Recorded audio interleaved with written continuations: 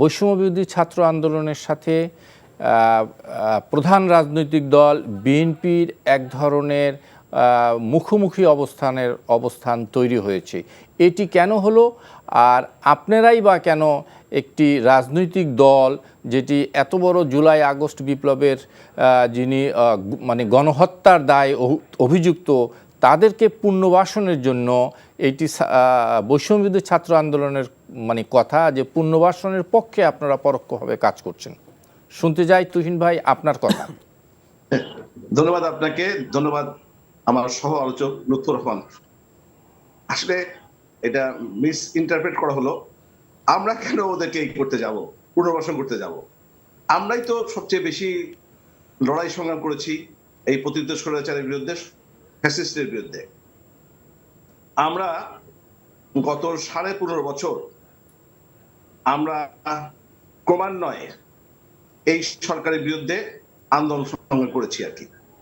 বিশেষ করে গত এই 15.5 বছরে আমাদের হাজার হাজার নেতাকর্মী গুম খুনের শিকার হয়েছে।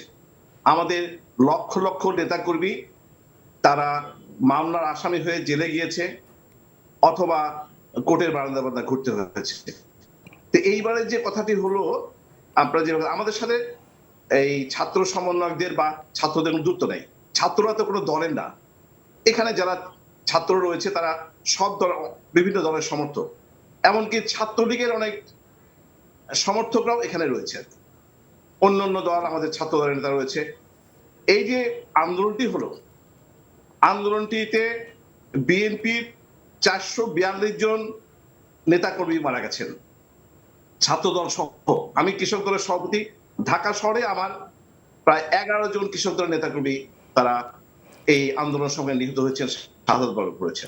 না তুহিন ভাই, আন্দোলনের সংগ্রামে বিএনপি এবং অন্যান্য দল যারা ছিল, জামাত শিবির, ছাত্র শিবির সহ অন্যান্য সকল ছাত্র জনতার মানে কন্ট্রিবিউশন আছে, এটি সত্য কথা। কিন্তু আন্দোলন পরবর্তী মাত্র 3 মাসের মধ্যে এই সম্পর্কটা বৈরিতায় কেন রূপান্তরিত হলো? বৈরিতা পর্যায়ে যায়নি, আসলে বৈরিতা পর্যায়ে যায়নি। কিছু কিছু বিষয়ে মতবিরোধ দেখা যাচ্ছে। কেন আজকে ছাত্রদের মধ্যে কি মতবিরোধ নাই? তাদের সব বিষয়ে তারা একা। এই যে ক্ষমতার আমাদের এই পালা বদলের পরেই, স্বৈরাচার পরে দেখা গেল একটা গ্রুপ ছাত্র তারা সচিবালয়ে ঢুকে পড়লো, তারা চায় না, পরীক্ষা দিতে চায় না। কিন্তু ছাত্র সমন্বয়ের শীর্ষ নেতৃবৃন্দ বললো আমরা এর সাথে একমত না। পরবর্তীতে কিন্তু সরকার বাধ্য হলো, আর নতুন করে ইন্টারমিডিয়েট পরীক্ষা হলো না।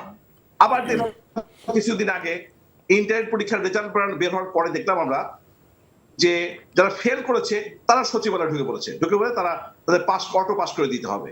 এইগুলো তো অযৌক্তিক দাবি। এখন কথা হচ্ছে কি যে সবগুলো বিষয়ের সাথে সবার যে মতের মিল হবে তাও না। আপন ভাইদের মধ্যেও একে অপরের সাথে অংশ মিল করা যায় না। তো সেক্ষেত্রে আমরা যদি আলাদা একটি রাজনৈতিক প্ল্যাটফর্ম, দীর্ঘদিন একটা রাজনৈতিক প্ল্যাটফর্ম, আমাদের সাথে শুধু এই সমন্বয় কেন, অন্য যে কোনো সংগঠনের সাথে, আমাদের সরকারের সাথে আমাদের কোনো কোনো বিষয় দ্বিমত থাকতো। রাজনীতিতে না, শুধু গণতান্ত্রিক চর্চার একটা অংশ। আর একটু আগে যেটা আমাদের সমন্বয়ক সাহেব লুৎফর রহমান সাহেব বললেন যে এই সরকার তো নির্বাচন করার জন্য আসেনি, এটা ঠিক না। এই সরকারের প্রধান কাজ হচ্ছে সুষ্ঠু নির্বাচন। গত 15.5 বছরে বাংলাদেশের কোটি কোটি ভোটার তারা উন্মুখ হয়ে আছে কবে ভোট দিতে পারবে। তারা দীর্ঘদিন ভোট দিতে পারেনি।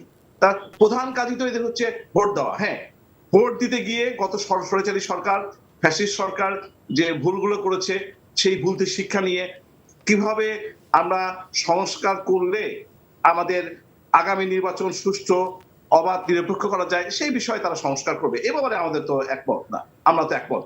আর আমরা তো কোনোভাবেই সরকারকে মানে ব্যর্থ করতে চাই না। We can not afford to fail.